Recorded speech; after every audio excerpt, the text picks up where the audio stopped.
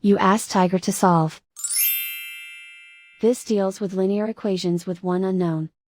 The final result is h equals 5/8. Let's solve it step by step. Simplify the expression. Group like terms. Simplify the arithmetic. Group all constants on the right side of the equation. Subtract 10 from both sides. Simplify the arithmetic.